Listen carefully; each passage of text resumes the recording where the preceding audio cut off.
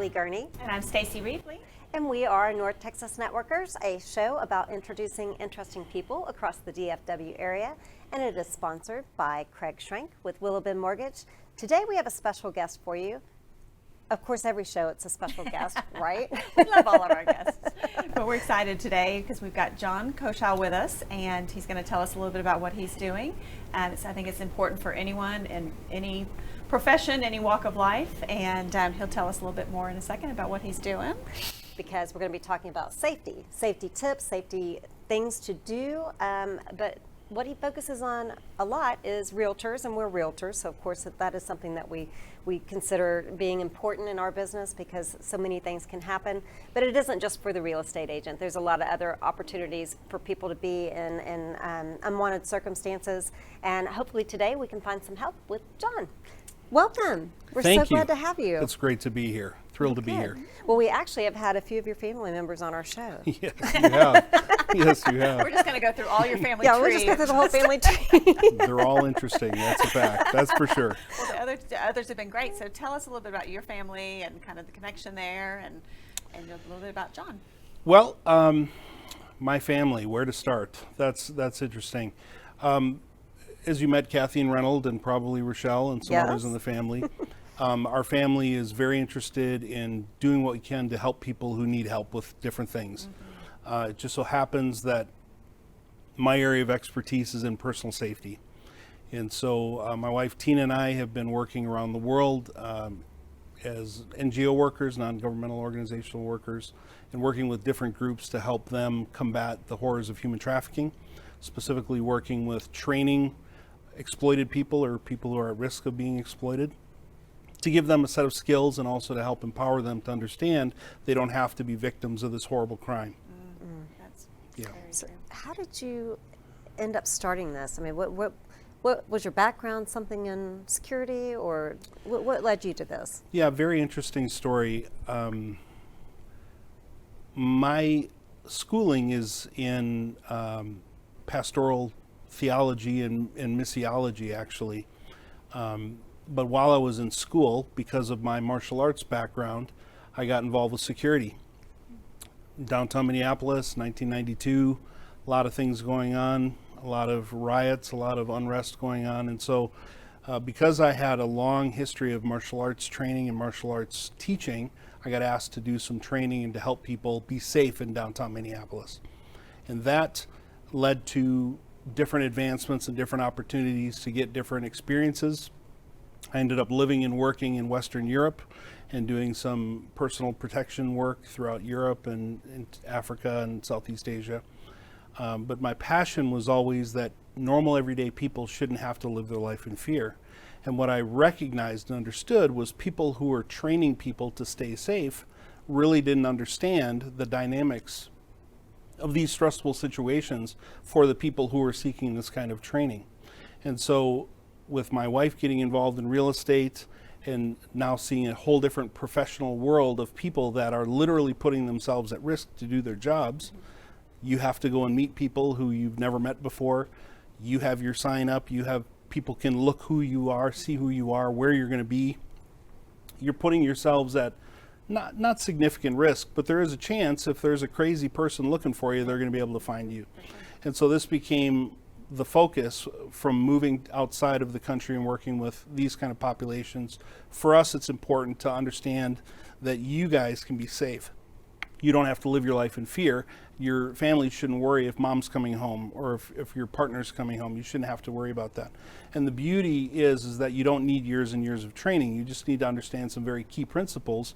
Go through a short experiential training lesson, experience a new thing, and once you've done that, it literally will be a part of your brain for the rest of your life. That's awesome. Yeah. You know, we have a couple of pictures because it's amazing, and I want to look through all of this. But you did mention that you go around really around the world. Yes. So tell us a little bit about what this picture is here. So this is a group of young kids, and you could say at-risk youth that we were able to work with in Lutsk, Ukraine. And we were just there for 2.5 weeks in August. And then we were asked to return immediately in the end of September to work in Kiev. And so this is a group of teenagers and young 20-somethings asked us to come in. The leaders are on the right of that photo there, and they asked us to come and give them some skills, because literally that part of the world, there are predators on the street looking for people. And even walking down the street with my wife, we had people follow us, watching us, looking at us. Very, very, very unnerving, to say the least. Now, is that do you think they're looking for him for trafficking, or is it other? We identified certain people that without a doubt are looking for trafficking, for sure. So Yeah. scary. It is scary. It's real, and it actually happens here in East Texas, which is shocking and hard to hear about, but it's true. And so we work with other groups as well, other civic groups, and just, again, it's my passion that people should not have to live their life in fear. People should not have to worry about if their child, if their mother, if their loved one is going to come home at night. And there are some very basic key things, and I'll talk about some of those with you in a little bit, that you can do to make sure you can get home. Again, for me, the focus isn't, when I'm teaching safety and self-defense, that term carries a lot of strange connotations with it. And so we stay away from that as much as possible, because it draws to mind fighting and Bruce Lee and Chuck Norris and all these kind of, which are You great. should see my high kick. I bet. I don't want to see it here today. It would scare me probably.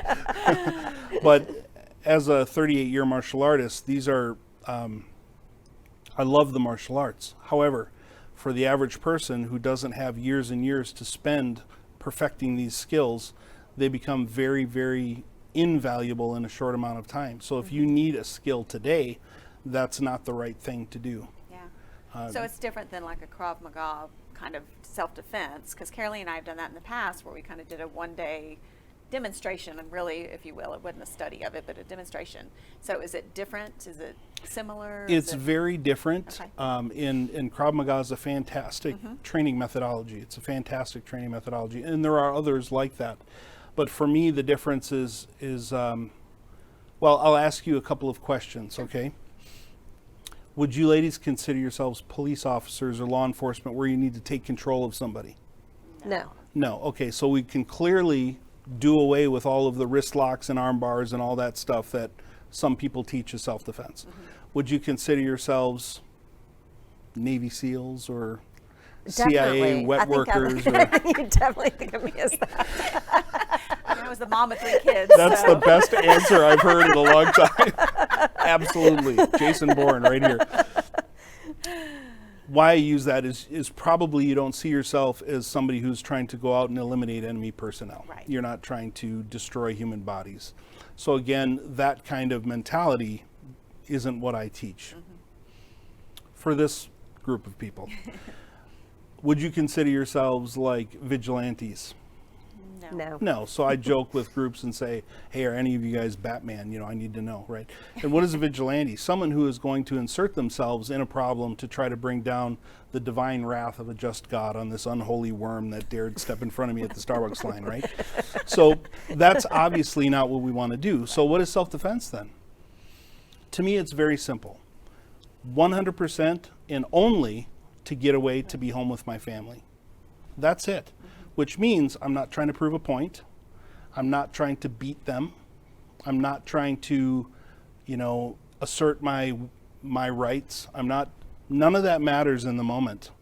And what I would say is, if you ever have a feeling of anger, rage, or like something isn't just, that's your ego, and it should be a huge sign for you to just walk away rather than stay involved in that situation. Because again, the number one goal should be to get home safely to your family, period. Now, how do we do that then? We have to look at and understand how the brain works under extreme stress. Under extreme stress, you're going to have something called a fight or flight response. When that happens, you are going to have an adrenaline dump. Adrenaline, cortisol, and a bunch of other chemicals are going to start flowing through your body. One of the side effects of that is your heart rate's going to go through the roof, your breathing rate's going to go, your fine and your dexterity is going to disappear. You're not going to be able to work your cell phone or open a car door with a key. All these things happen very quickly the instant you have that fear. A very key component of that is your prefrontal cortex completely shuts off. the part of your brain that takes care of all logical, sequential choices literally shuts off. So what does that mean? If you've memorized a list of techniques, You're not going to remember them. which one do I use? What sequence do I use it in? Okay, so this is a base problem with that kind of methodology.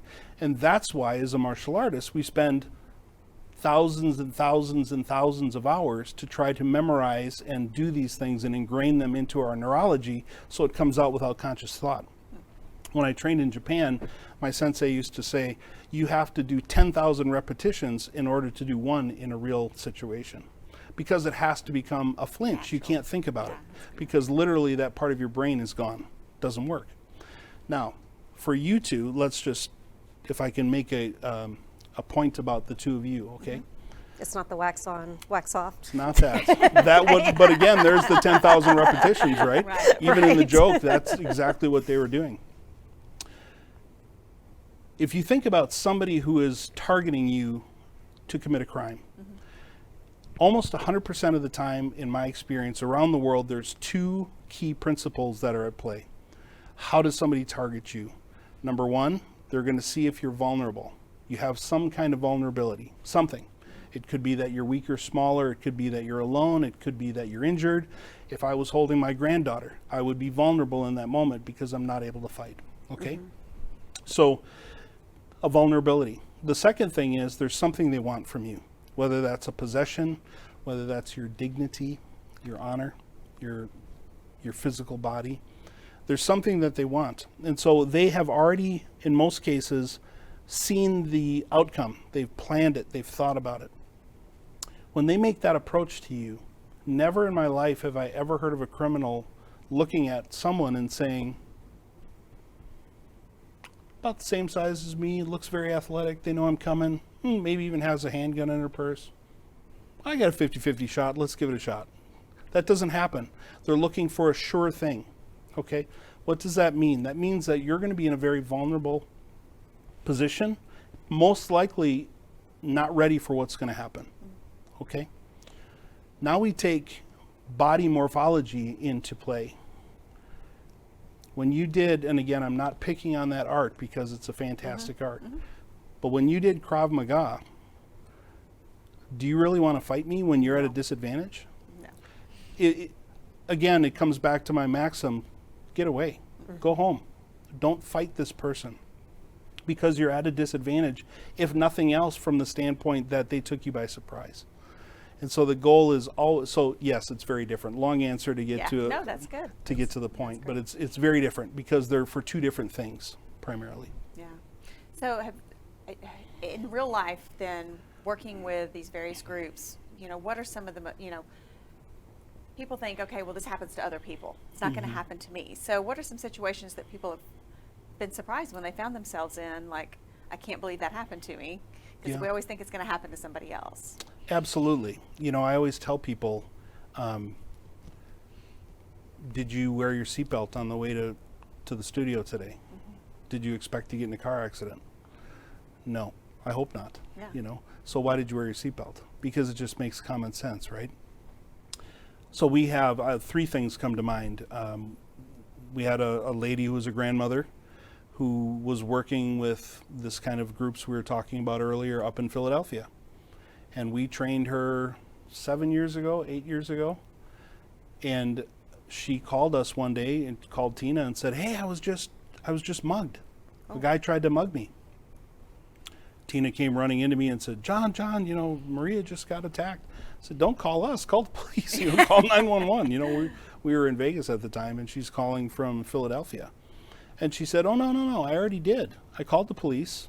I was able to do exactly what you said. Now, she hadn't trained more than that 2-hour class with us, never trained after, and it was 3 years after the class. Wow. She said, I heard your voice in my ear. I did what we did in the class. I ran around the corner, called 911, and then she started following him from a distance and filming him. The police came, arrested him. She was a witness in the trial, and he had done that to 7 or 8 other ladies that day. And so he got to go to jail for a while because of that. So that's one instance. Another instance was a lady who we had a chance to train in India, an American young lady. And at the time, I don't know about currently, but at the time, India was the most dangerous place on the earth for women. Just very, very dangerous to be a lady in India. And she was grabbed and being pulled into a cab to get abducted. And she did the techniques and said, I got away very easily, and wrote us an email and thanked us for the class. Wow. And it had been, again, years prior to that. So are you going to show us some of these things today? Absolutely. I'm going to show you one because I want to explain it so you really understand it. Okay. Yeah. All right, so you're going to show us the one move you mentioned. Yes, and so everybody learns how to poke before they can actually learn how to speak because they're learning how to point. So now we're going to poke. Now the key is, again, we're not Navy SEALs. We're not trying to remove their eyeball, and we're not vigilantes trying to skewer their eyeball. You're trying to get away. So we want to cause a flinch response. So how much power does it take to cause pain to your eyeball? Not much. None. Have you ever been riding your bike and had a mosquito go in your eye? Oh, yeah. Or my Piece wife, of grass or something that just flies in. yeah, my wife tells me that makeup, you know, you can get your brush in your eye by accident. It's as a hunter, if I get a leaf in my eye, it's horrible. Yeah. So we don't need a lot of power, but we need speed. So speed is of the essence. You have to be fast. Now, when I say eye, I don't mean the face. I don't mean the eye area. I mean one eyeball. Okay. Looking at the pupil, and that's what you're going to hit. Okay? So if you put your hand up for me, all I'm going to do is put all 4 fingers together. None of this stuff. All 4 fingers. And all I'm going to do is use the pads, not the nails, but it doesn't matter. But just for training, use the pad. And I'm just going to touch and then bring it back as fast as I can. So we practice on the hand so we don't hurt each other by accident. But the goal is speed, not power. So if you put your hand up again, I'll demonstrate. I'm just going to touch her eyeball. It would just be in and out. Touch and back. Notice I'm not smashing her hand, He does it pretty strong now. but it's a quick touch. It's a quick touch. Okay. Okay. I know. So that's all you're going to do. Very good. Now Okay. faster. Faster. Perfect. Not harder. Quicker. Quicker. Quicker. Oh, I bet you hear soon. Perfect. Exactly. Exactly. That's it. Now, if you imagine, may I touch your Yeah. jacket? Okay. If I'm here, easy. If I grab your hand, Did you see how fast? easy. If I grab both hands, You think easy. I'm going to go somewhere? No well, longer. It's What got if to be you at do both both hands. Well, then we get into techniques 2 and 3 and Okay. 4. There's other Better options. class for that. Yeah. There's options, okay? But now the important thing here to understand is this is just the tool, but we also have to install it into your unconscious mind. And so that's at the end of the training, we do something called the game, where you actually get stress inoculated. So it comes out automatically and you can be like Maria and not think about it. You'll hear my voice in your ear. Inoculated. I like that. Oh my Stress gosh. inoculation. I'm stressed just thinking about that. It's not that much stress. It sounds more stressful than it Okay, is. so go for Yeah. the eyeball. Poke them in the eye. Yeah. And so what I want you to be is an eyeball hunter. So if bad guy now is coming after you or you feel threatened, stop worrying about being a victim and realize if they get close enough to touch you, they're close enough for you to touch their eye. And it changes your focus from being afraid to, Defenseless to defense. oh, bring that over here. And it changes the dynamic. And what we find is it actually changes the way people carry themselves. If you see a person who's afraid, they look like a scared deer or a rabbit. Kind of at least When you make see a feel like you have predator, a weapon. you do have Yeah. a weapon. Yeah. When you see a predator, They look it's at- different. And so when I'm looking for somebody who looks insecure, if they're afraid and shying away, that is a neon sign for the predator to come and that's the target. But if you're someone who looks like they're aware of their surroundings and knows what's going on and is not afraid or intimidated, you're much less likely to be targeted because you're no longer vulnerable. There you go. I hear the ponytail makes you vulnerable. Again, Was that in our class that we heard? I or was don't it a remember. different one? I don't know. Just because it's something that can be. so is any hair. That's true. Oh, that's true. Or a baseball We just cap need to or a shave it hoodie. Yeah. But again, if someone gets close enough to touch you, you're close enough to touch their eyeball. And why the eye again? Bad guy can take the punch in the face. Nobody can take a poke in the eye. It makes us afraid. And when that happens, they flinch, You run. you get to go. That's Very it. Good. Thank you, John. Yeah, thank you Appreciate so it. My much. pleasure. That's My awesome. pleasure. So the techniques that we use are by design things that you've been doing since before you could even speak. Why? Because again, we have to have things that are flinch responses for you that you've done so many times that you don't have to think about it. If your prefrontal cortex is shut off and you have to try to remember what to do, odds are very good it's not going to happen for you. So we take things that you've already been doing since you were little girls in this case, and so that you can do this without thought. However, what needs to happen is you need to understand what we call a new normal. You do these techniques literally every day. These aren't new, you do them every day. But we're going to transform them and change how you look at it and make them weaponized so that you can get away from someone who's trying to hurt you or take you somewhere. Now, incidentally, I want you to understand this fact, and again, I never want to be seen as somebody who is paranoid or preaching fear. The exact opposite of that. We want you to be prepared so you don't have to be paranoid. If you understand that you have, in your glove box, you've got insurance for your car, you don't need to worry about it anymore because you already took care of it. It's there. It's the same with this training. Once you've done it once, you don't have to do it again. It literally will be locked in your subconscious mind. And we've had psychologists tell us that because of the training methodology. It's there for the rest of your life. You have to be able to do this without thought. It has to become a flinch response. So how do we take that? And so my question would be for you, do you like chocolate? Yes. So. What do you really like besides, you're breaking my heart here. so, okay, let's just say you really love chocolate. Okay, I love chocolate. If I brought in a piece of chocolate, but you've never heard of chocolate, you've never tasted it, you've never seen it, you've never smelt it, you have no idea what it is, never even heard the word, okay, and I put it on a table here, how long would I have to describe it to you for you to understand what it tasted like? Never. How many words would I have to use for you to know what it tasted like? Well, if you just said good. But would you understand what it tasted like? No. You never could you? Right. The only way you're ever going to understand is by tasting it. And the second you taste it, you got it. Then you know. Now I can use all the words and you'll add some because you have experienced the chocolate. Okay. It's the same with this technique. If I just tell you about it, you're going to say, yeah, so. But once you've experientially gone through it yourself and you've tasted the chocolate, a light bulb goes on and you're never the same. And that's why it sticks with you for the rest of your life. We also do a training methodology called stress inoculation at the end, which literally takes the techniques and attaches it to your stress response chemically in your brain, so that when that comes out, you don't have to think, it just automatically comes out for you. So it's kind of interesting. So what kind of things did they teach you in your Krav Maga class? Again, not picking on that. It's a fantastic... It was a lot of how to handle ways that people came at you, ways to move your body to get away from the situation. So if somebody grabbed you, how to get away from it? If somebody held you, how to get away from it? Okay. Yeah. And did you learn different techniques how to do that?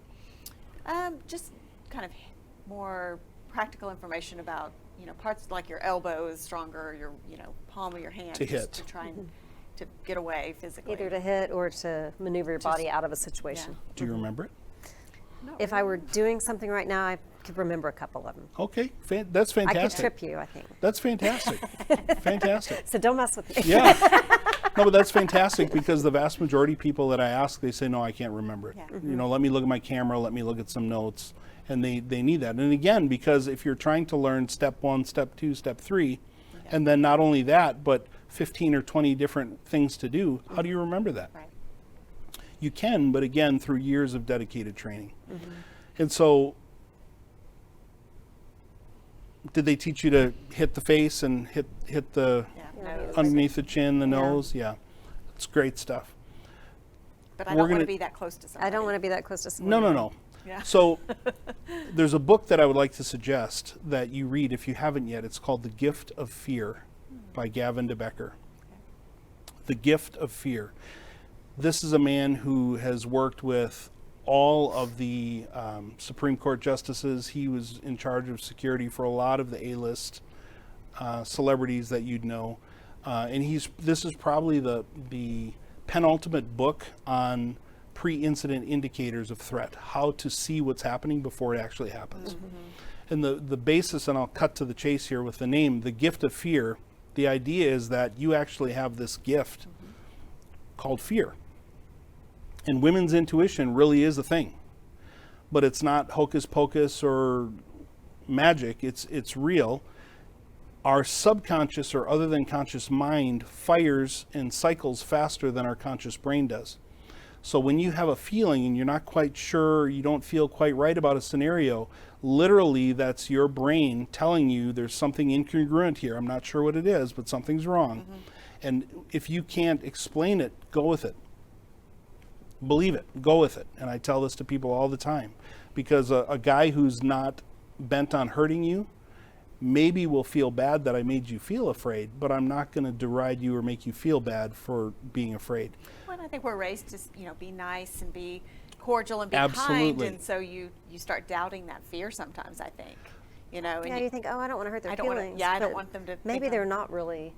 Yeah. Maybe they're not really bad people. Let me just encourage you, go with your gut. Listen to your gut. Because again, criminals use those social norms against you. They will use those to get an unnatural closeness to you. For men, one of the ones is, hey, can I shake your hand? And as soon as I put my hand out, if you don't shake my hand, it's rude. That allows me to close from sort of 10 feet to 2 feet. What time is it, ma'am? And walking up and and you're going to look down, and in that time, I've now closed that distance. So these kind of things are used to manipulate you into a position that allows them to victimize you. Now, what's very terrifying is that statistically, 9 out of 10 times, a man steals a woman or a child. Come with me and I won't hurt you, whatever they say, which is a lie, obviously. Why are you holding a knife or a gun why are you threatening me if you're not going to hurt me later? 90% of the time they kill them. That's an FBI statistic. 90% of the time, a man takes a woman or a child from the place they're at, they kill them. And so you can't go with them. Listen to your gut. Listen to your gut. So how do we get away from somebody that has gotten that close to us already? Read the book. It's going to teach you a bunch of things about how to actually make sure they don't get that close. Right. But what happens if they do get that close? Now you have to have an answer for that. And that's where physical training comes in. You have to taste the chocolate. The Navy SEALs have a training moniker that I love, and it says, you will never rise to your level of expectation under stress. You will always fall to the level of your training. You'll never rise to what you think you can do under stress. You'll fall to the level of your training, or in this case, experience. So if you've never been there before, you are going to freeze. There's a good chance you'll freeze. Sure.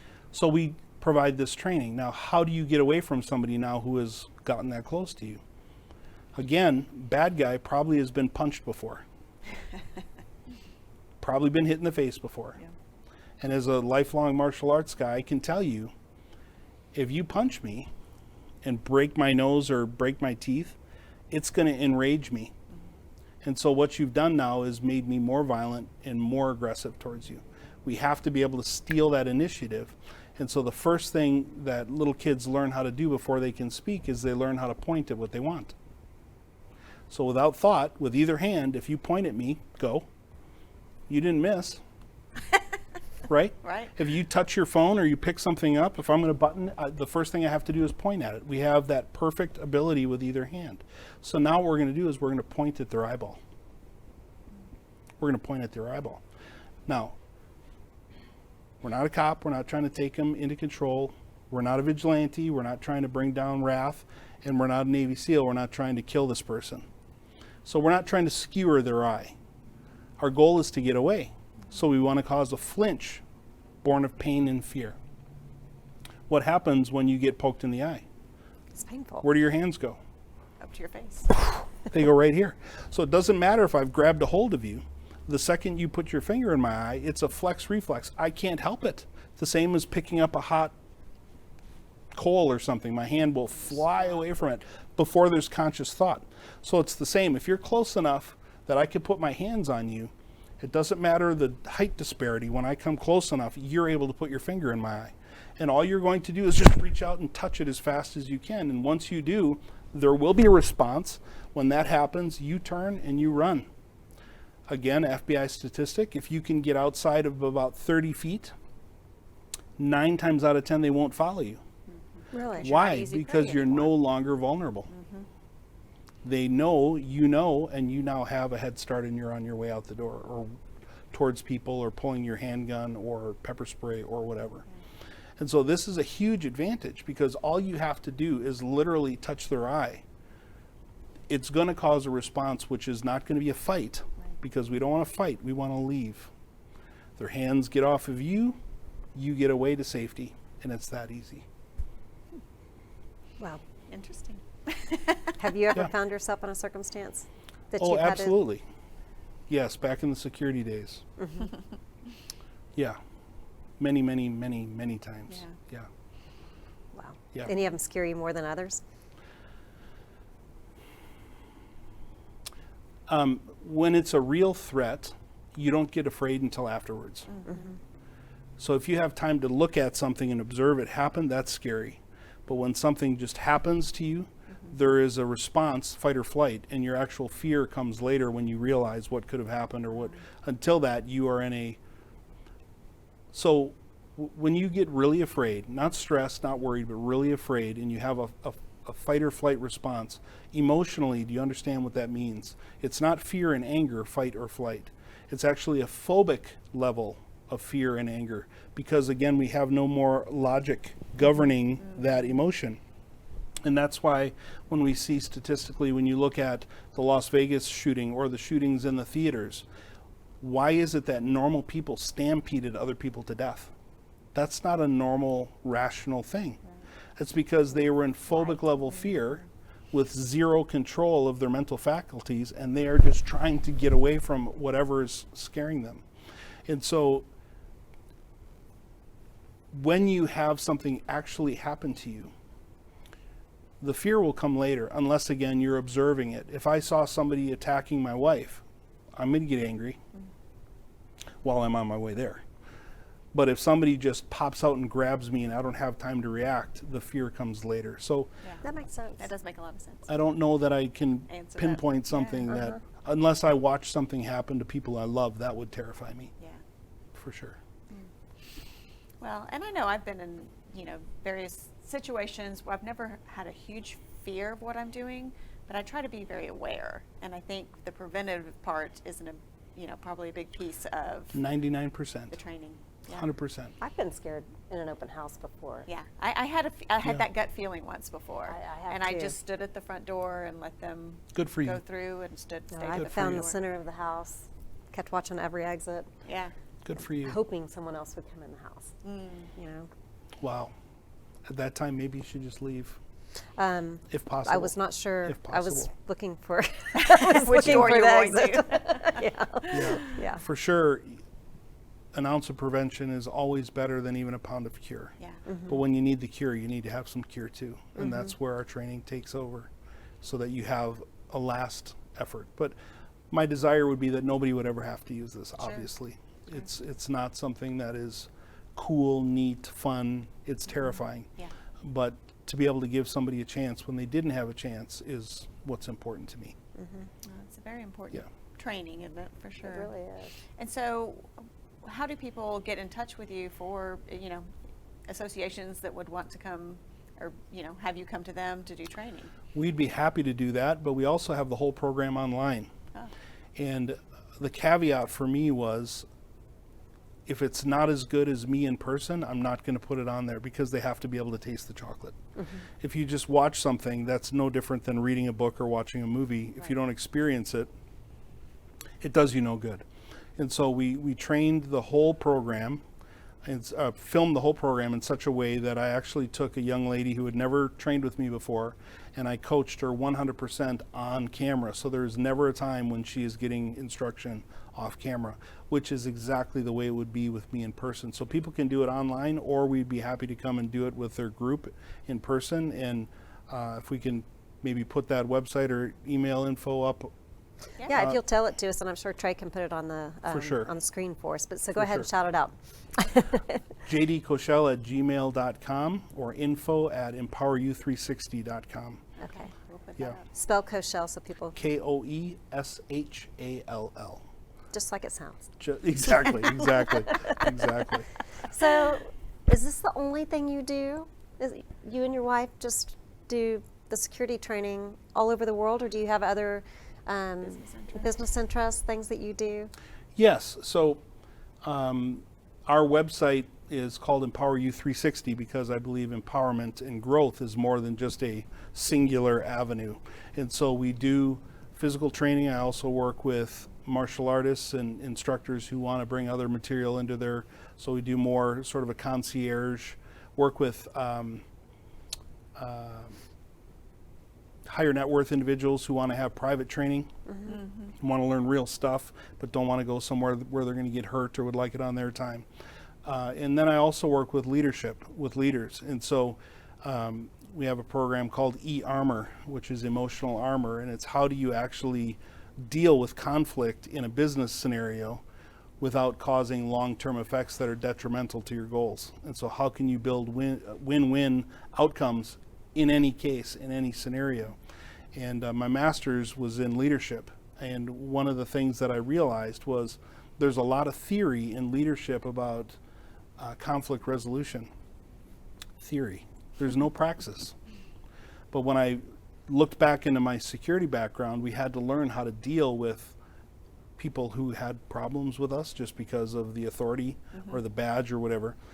And we melded those two things together and created this program called E-Armor, which we work with leadership groups and crisis intervention teams and things. And so that's a very large piece of what we do, and we do it for realtors as well. So very interesting. I love that. I love that. So one of the things we typically ask everybody is if you were to put all of this aside and go back and there were no boundaries, what would you want to be when you grow up? Is this how you saw yourself? From this. Or if you couldn't do this anymore, what would you do? that's a really difficult question. I think everybody had a different, at least I had different aspirations as a younger man or as a boy, but how life kind of changes and you kind of end up where you end up. And now looking back, I wouldn't change anything because of the richness of my experience and what I get to do. I get to work with people and have that smile when they realize I can do this and I don't have to be afraid anymore. That's incredibly joy-giving for me. And we have been able to be on 5 continents over the last 4 years working with people from every different nationality you can think of. And universally, there's a fear of being hurt. And so this crosses boundaries of language, of religion, of groups, and so I wouldn't change anything. I'm thrilled, absolutely thrilled to be where we're at today. It's a good place to be. Yeah, it really is. Well, this is awesome. Is there anything that you wish we had asked you today that we didn't ask you that you're thinking, oh, it'd be really good for them to know this? I think I wove most of it into your other questions. I think we've covered a lot. Smart. I read the questions. Well, thank you so much for joining us today and having your wife in the audience, Tina. We're glad to have her here with us. Hi, Tina. Glad to have you here. Thank you so much for taking time out and telling us about this. And one more time, why don't you shout out your website? EmpowerU360.com. And then is there a phone number people could reach you at too? Absolutely. Area code 903-707-6646. Awesome. Thank you. Amazing work. Thank you for all that you're doing, and I think I can see where it helps a ton of people, so that's amazing. Thank you. It's wonderful to be with you. Great to get to know you, and hopefully we can do some work together in the future. That would be fantastic. Well, audience, we appreciate having you on the show as well. Thank you for joining us. I'm Caralee. I'm Stacy. And we are your real estate professionals.